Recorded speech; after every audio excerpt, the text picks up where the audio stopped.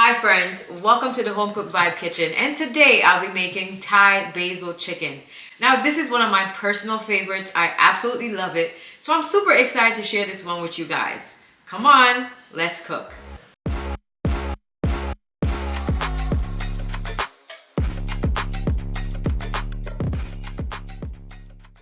I always start by mixing the sauce before the pan gets hot because once the dish starts cooking, it moves fast. I've got soy sauce for salt, fish sauce for depth, a little sugar to balance everything, and dark soy for color and richness.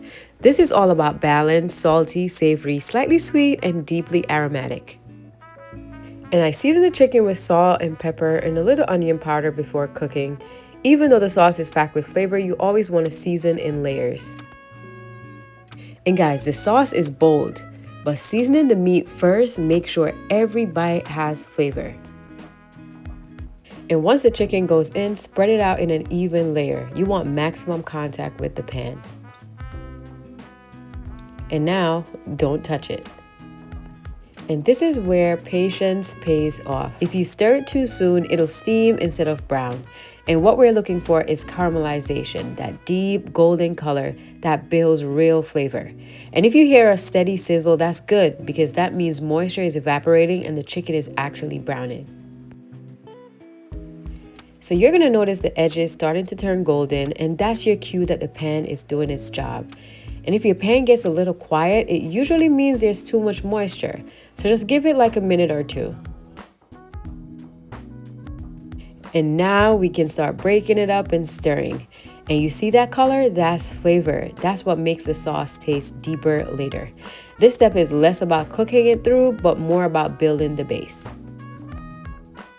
And listen, you don't have to rush this. Let it develop that slight crispiness in spots, and that texture is going to carry through the entire dish.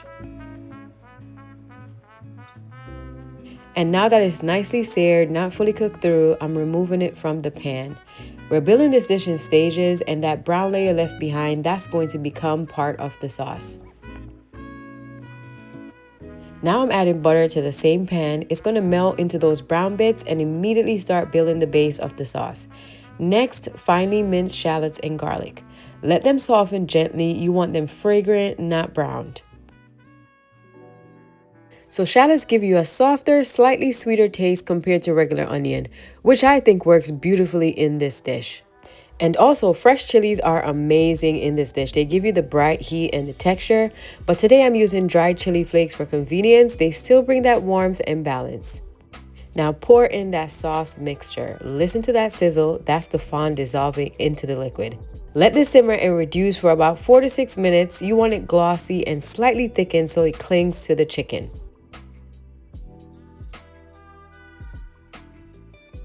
And now you want to taste it. And if you want just a touch more sweetness, this is where a little honey comes in.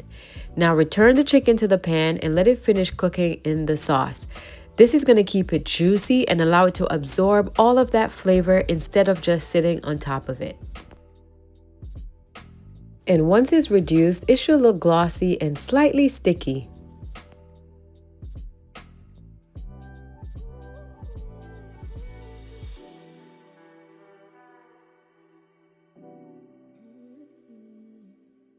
So here I'm just picking the basil leaves off the stem. The leaves are tender and fragrant, but the stems can be a little bit tougher, so I leave those out. So Thai basil has a slightly more peppery note, but fresh basil will still bring that freshness this dish needs.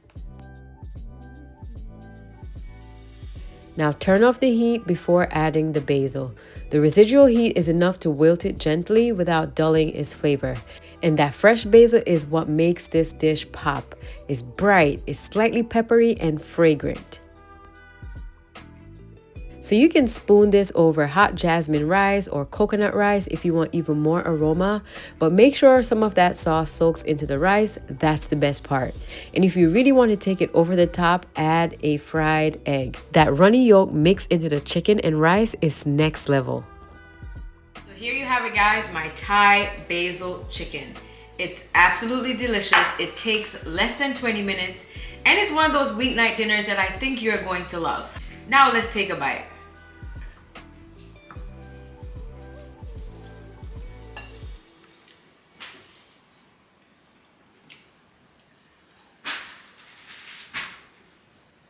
Trust me, you have to make this one. It's so easy, it's so simple, and it's absolutely delicious. Even better than takeout. And that's it. Dinner solved. See you in my next video.